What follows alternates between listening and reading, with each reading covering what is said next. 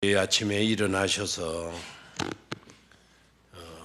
새벽 기도 나오시려고 준비를 다 하고 신발을 신고 다 대문을 열고 나오는데 비가 제법 많이 내려요.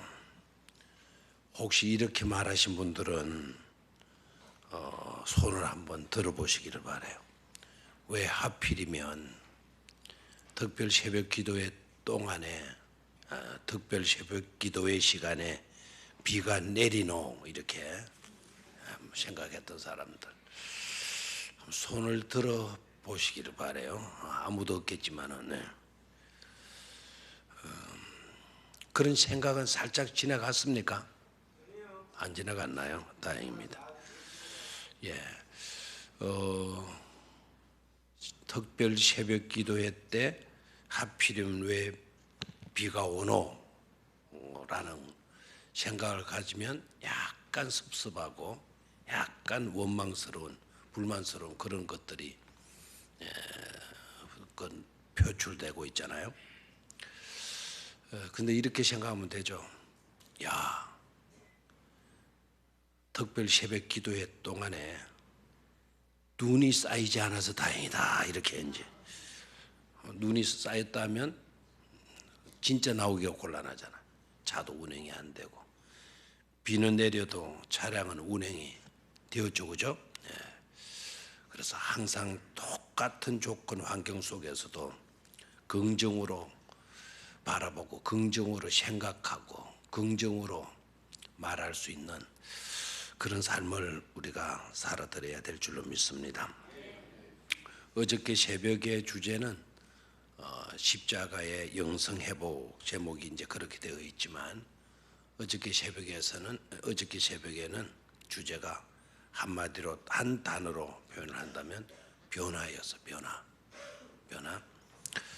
십자가는 가장 저주가 되었던 곳이었죠. 사형털이었고 지긋지긋했고 골칫덩어리였고 그런 것이었지만 예수 그리스도 때문에 예수 그리스도를 통하여서 가장 사랑하는 십자가가 되었고 사도 바울뿐만 아니라 우리들에게 있어서도 그 지긋지긋했던 십자가는 가장 우리에게 있어서 바울에게 있어서 자랑거리가 되었고 저주였던 그 십자가가 오히려 복으로 바뀌어지는 은혜, 그렇죠?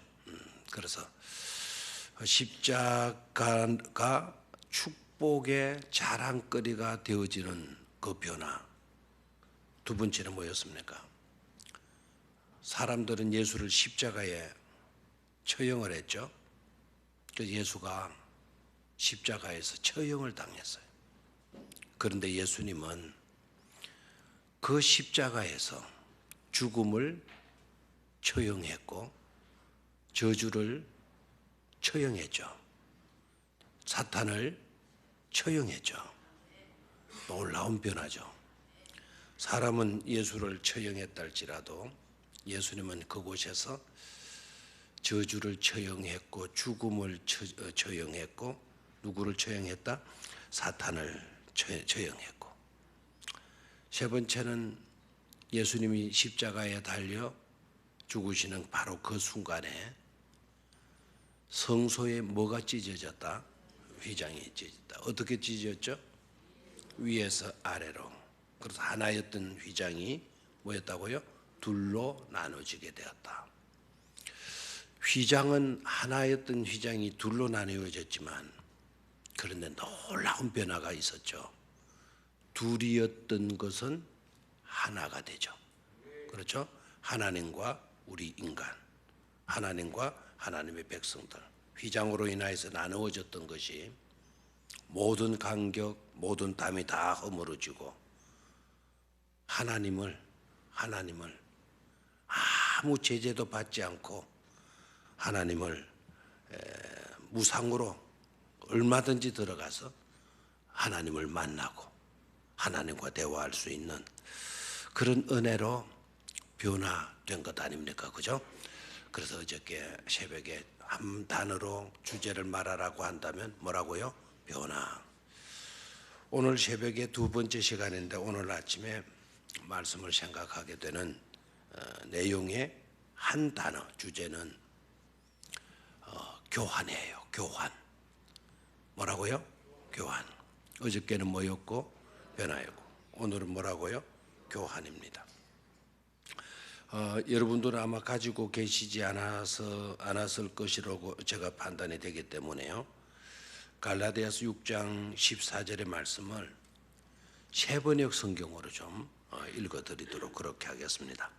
세번역 성경입니다. 그런데 내게는 우리 주 예수 그리스도의 십자가 밖에는 자랑할 것이 아무것도 없습니다. 그리스도로 말미암아 내 쪽에서 보면 세상이 죽었고 세상 쪽에서 보면 내가 죽었습니다. 이 표현이 참 좋죠. 그리스도로 말미암아 내 입장에서 보게 되면, 내 편에서 내 쪽에서 보게 되면 뭐가 죽었고 세상이 죽었고, 세상 쪽에서 보면 누가 죽었다? 내가 죽었다. 참 이게 놀라운 사실이에요. 내가 세상을 보면 세상이 죽었고, 그럼 아무런 그 반응이나 어떤 것들이 일어날 수 없는 그런 것이 되었고, 세상이 나를 볼 때에는 세상이 나를 어떻게 본다고요? 죽었다. 여러분 죽었습니까? 세상이 볼 때? 세상이 볼 때 죽은 것이 아니고 세상이 옆에 와가지고 친구야 잘 있나? 아마 지금도 속삭일 것 같아요. 뭐가 와서? 세상이 와서. 내가 아직 안 죽어가지고 세상이 친구로 살아가고 있기 때문에.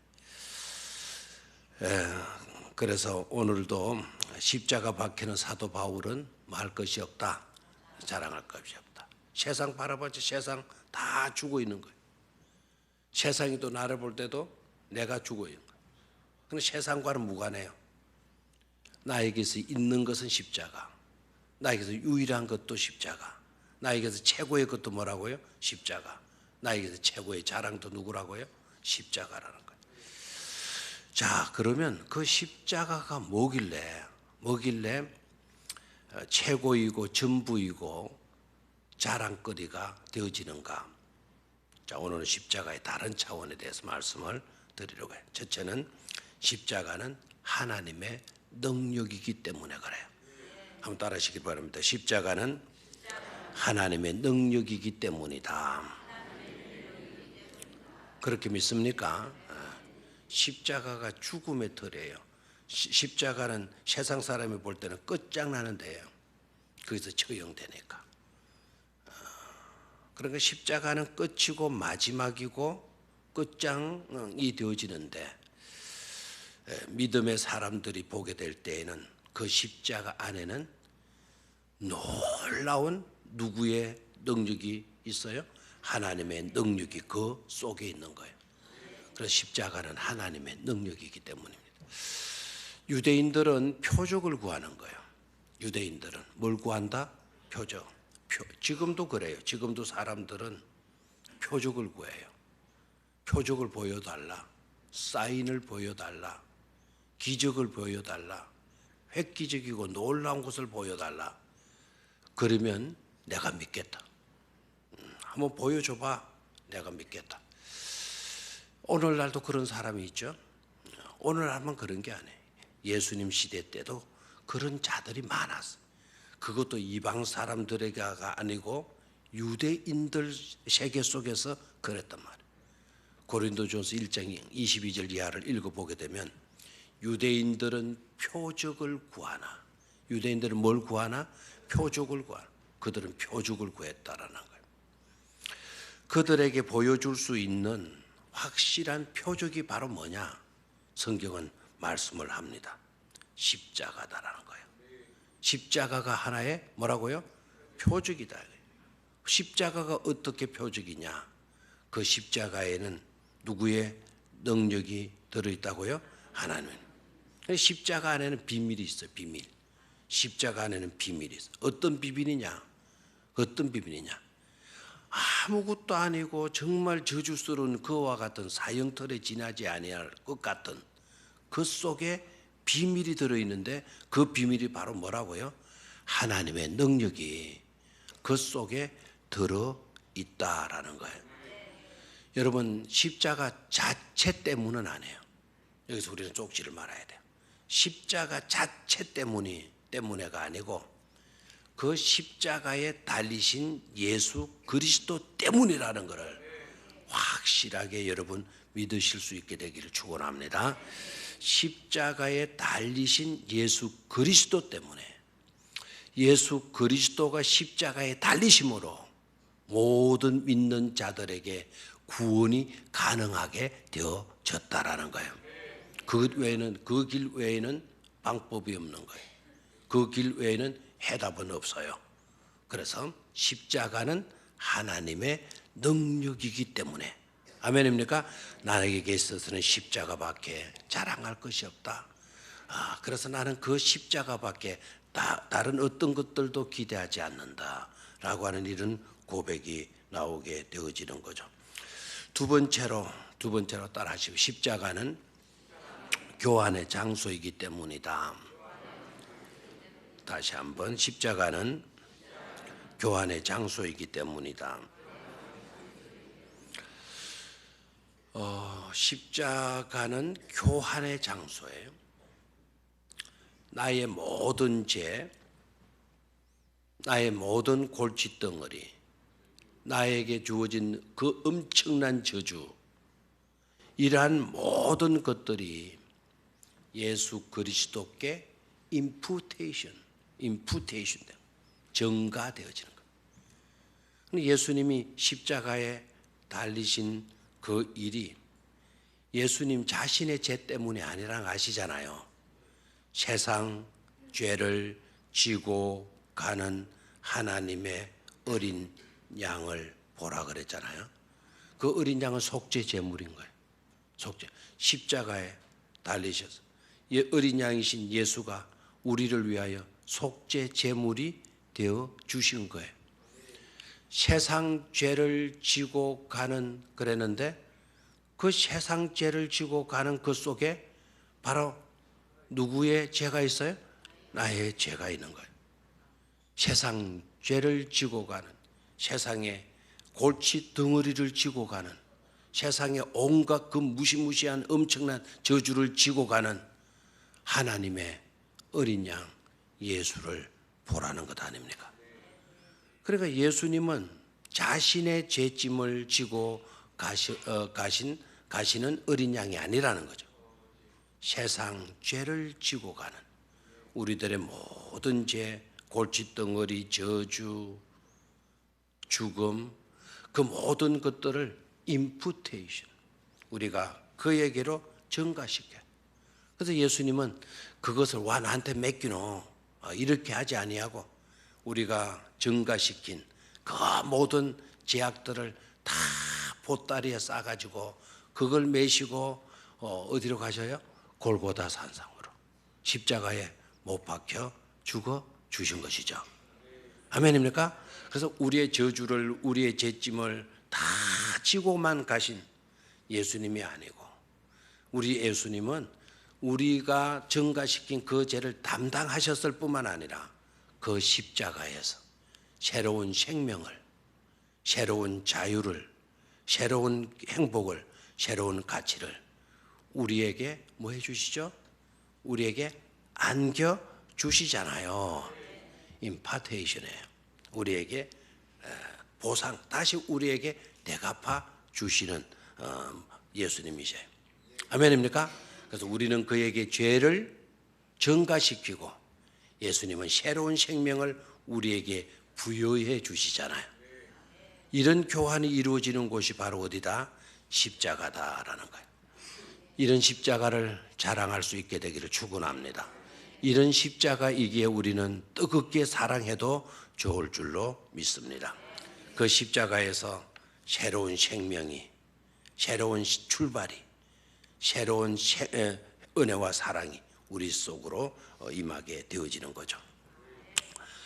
우리 동요 가운데 그런 노래가 있죠. 뚜꾸바 뚜꾸바 헌집 주께 새집 따고. 얼마나 얀처입니까 그 노래가. 정말 인간의 본성을 그대로 나타내 보여주는 노래 같아요. 뚜꾸바 뚜꾸바 헌집 주께 새집 따고. 이름은 안 좋아요?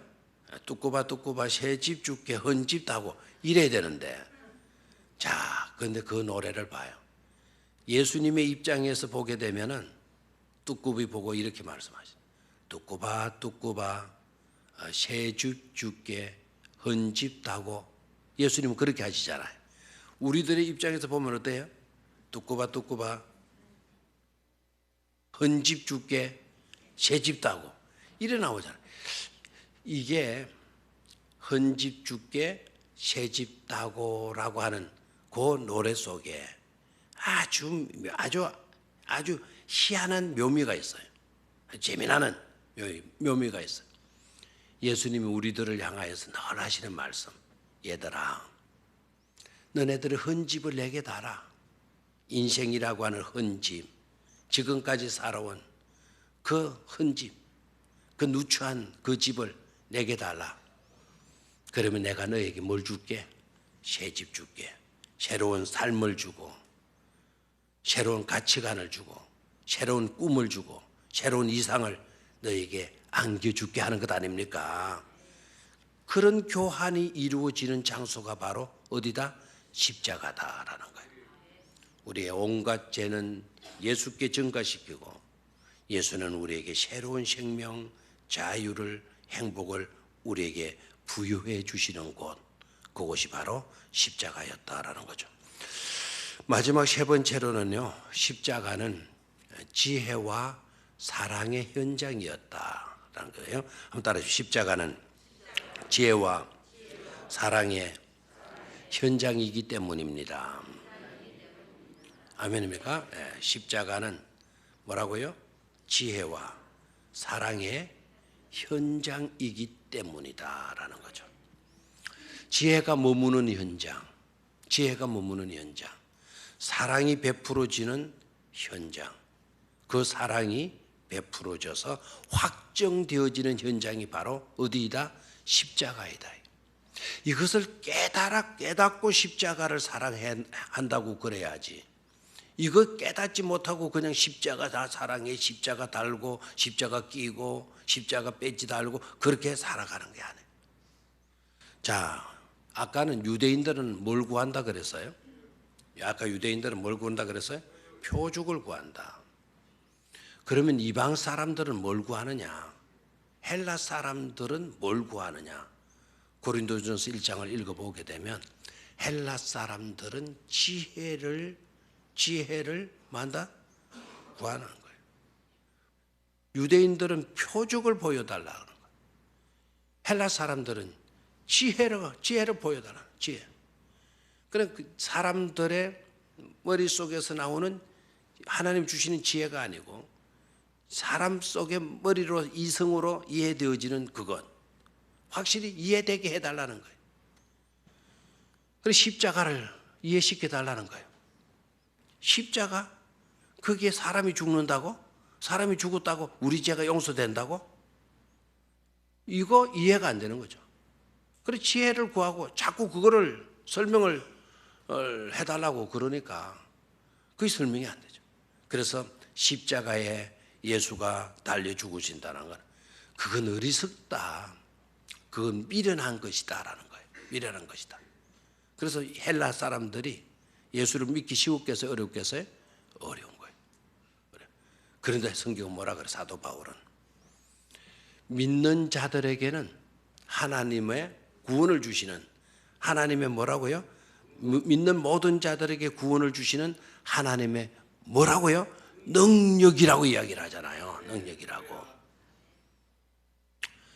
이성으로 우리가 이해되어질 수 있는 그런 것이 아니에요.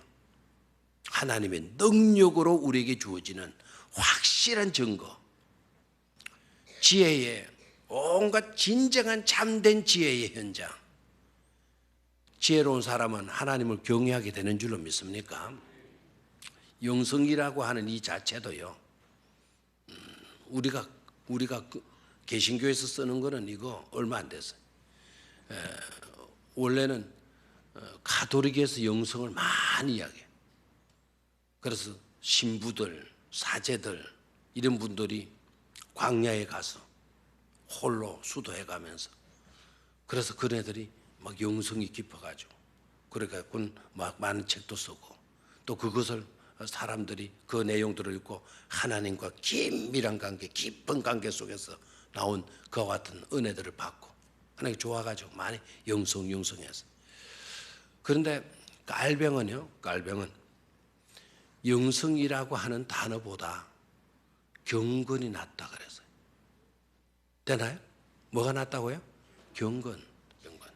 여호와를 경외하는 것이 바로 뭐라고요? 지혜의 근본이다. 하나님을 경외한다는 이게 바로 지혜의 결정체라는 거예요. 하나님이 행하시는 일, 그 비밀을 우리가 깨닫게 되어지게 되면 그게 바로 지혜의 최고봉이라는 겁니다. 그럼 하나님의 지혜가 어디 있냐? 하나님의 지혜가 어디 있냐? 바로 십자가 안에 들어있는 거예요. 그래서 그 십자가로 비롯된 놀라운 하나님의 신비를 우리가 깨닫게 되어지는 것이 지혜의 어느 수준에 오른 거라고요? 최고봉의 수준에 오른 거라 이 말입니다. 세상 학문을 여러분 다 터득했다 하더라도 십자가의 의미, 십자가의 진리, 십자가의 가치, 십자가로 이루어진 하나님의 능력을 깨닫지 못하고 있다고 한다면 하나님 편에서 보면 무지한 사람의, 어리석은 사람에 지나지 않는다는 것을 깨달아야 되겠습니다. 자, 그러면 또 하나님의 사랑에 뭐가 된다 그랬어요? 현장이다 그랬죠. 어디가? 십자가. 자, 요한복음 3장 16절 여러분 잘 아시죠? 시작. 하나님이 세상을 이처럼 사랑하사 독생자를 주셨으니 이는 저를 믿는 자마다 멸망하지 않고 영생을 얻게 하려 하심이라. 아멘. 자, 하나님이 세상을 이처럼 사랑하사, 그 이처럼이 바로 뭡니까? 그 이처럼이 뭐죠? 하나님이 세상을 이처럼 사랑하다. 이처럼이 뭡니까? 독자이신 예수를 십자가에 매달기까지 하나님은 우리를 마셨다라는 거예요. 사랑하십니다. 그래서 그 십자가는 하나님 편에서 보면 처절한 비극의 장소예요. 독자를 십자가에 매달고 있으니 하나밖에 없는 자식을 손가락 하나 바늘로 찔러도 아플 건데 대못에 박히게 만들고 채찍 맞게 만들고 가시관 쓰게 만들고 그리고 높은 십자가에 매달리게 만들고 창에 찔리게 만들고 온갖 피 한 방울 다 쏟아 놓게 만들고 하나님의 입장에서 보면 그 순간순간은 고통, 이루 말할 수 없는 고통이지 않겠어요? 엘로이 엘로이 라마 사막다니, 그 예수가 부르짖을 때 하나님은 얼굴을 돌리셨더라. 하나님의 얼굴을 돌리시니 이 땅에 흑암이 가득했더라. 그토록까지 처절한 현장 아닙니까? 자, 그럼에도 불구하고 우리들을 뭐 하신 거죠? 하나님이 사랑. 그렇게까지 하시면서 내가 너를 사랑한단다. 내 아들을 내어놓기까지 나는 너를 포기할 수 없단다. 너에게 있어서는 내 아들 이상으로 소중한 존재란다. 아멘입니까? 그 사랑이 실제적으로 입증되어진 곳이, 확정되어진 곳이 바로 어디라고요? 십자가예요. 십자가. 그 십자가를 바라보면서 그래도 우리가 하나님을 믿지 않는다, 예수 그리스도를 믿지 않는다, 이게 넌센스예요. 그 십자가에서 이루어진 놀라운 사건을 우리가 깨닫게 되어지면 우리의 두 눈에 눈물이 흐를 수밖에 없는 줄로 믿습니다.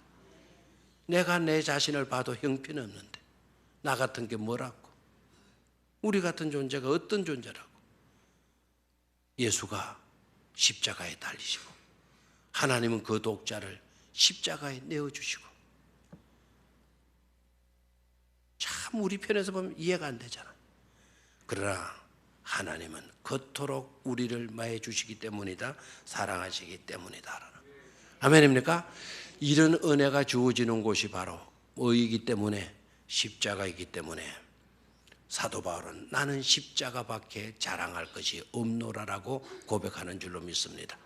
그 고백이 이번 고난 주간을 통해서 우리 모두의 고백이 될 수 있기를 주의 이름으로 축원합니다.